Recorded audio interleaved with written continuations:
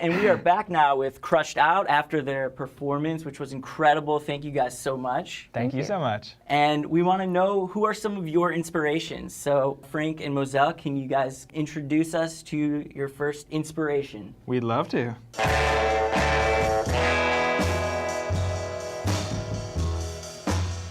Roll that film footage. Oh. This is a wonderful photograph of Link Wray. The electric guitar has been around for a while now, and a lot of people have taken a stab at it, but Link Wray just seems to always sound so fresh and so inspired. And just like that small tube amp turned up all the way, that sound to me is just so appealing. And the reason that he played so many guitar instrumentals, legend has it, is because one of his lungs collapsed and he couldn't sing anymore, which is like such a crazy story, but it forced him to kind of do these like more just guitar-driven instrumentals and take, you know, this country and blues and jazz, you know, all the things that make rock and roll.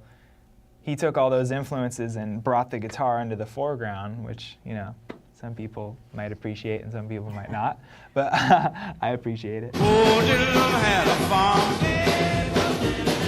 Well, that farm he had some women. Oh man, I just love talking about Bo Diddley. Seriously. His kind of music that's so rhythm-based, and it's such a joyous dance music. That's, you know, this guy and Little Richard and Chuck Berry, all this kind of music that was the beginning of rock and roll, to me is just so joyous and crazy and expressive, and we were so drawn to that. And the way we started our band, we listened to a lot of Bo Diddley. We were just listening to tons of Bo Diddley. Of all the bands I've ever heard, I think I could find myself moving most naturally to a lot of Bo Diddley's rock and roll. It's just the best grooves. It's just like that, like boom, chicka, boom, boom, boom, yeah, the boom. drumming is just so great. It feels so good, and you naturally, if it makes you feel good, you practice it more and you give it more spirit when you perform it.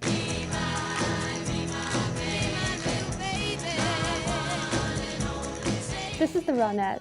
We love girl groups. It was hard to put a single girl group on the list.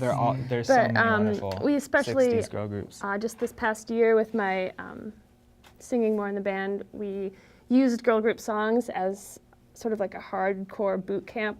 I put her through girl group boot camp as well. Be My Baby was one we've sung probably over 100 times, and it's a classic. I love song. love girl groups and I love girl bands. I'd love to be in a girl band one day.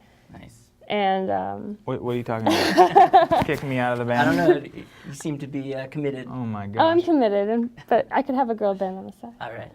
Yeah. And just, you know, the use of drums in girl group music is just, you know, like the drum can be like the lead instrument for a moment, and we love that era of rock and roll where it's so joyous and dance based and yet melodic and joyous and positive. You know, our music is trying to be down that road as well. All we are saying.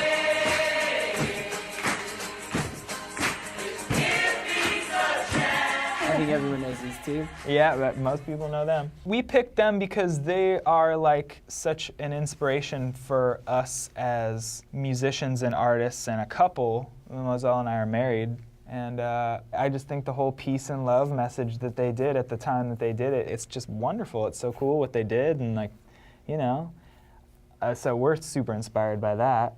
And you know, Yoko was an artist and a poet, and Moselle is like a big artist, and I've always been hugely influenced by John's singing in particular and his influences. He's a big rock and roll guy, and a big Motown guy, just really, you know, Smokey Robinson and all that. These are the singers that, you know, I just totally love. Maybe you guys can do the bed-in. A bed-in. Yeah, oh one man. day. I don't think as much press would come for our bed-in. We'll be there. You guys will be there. Okay, cool. We got one. We might be the only ones, but you might be the only ones. We come with many cameras. Cool. So you can make it feel like a press. As long as you guys promise to spread the message of love. Sing a song in a bag. Sing some songs. Yeah.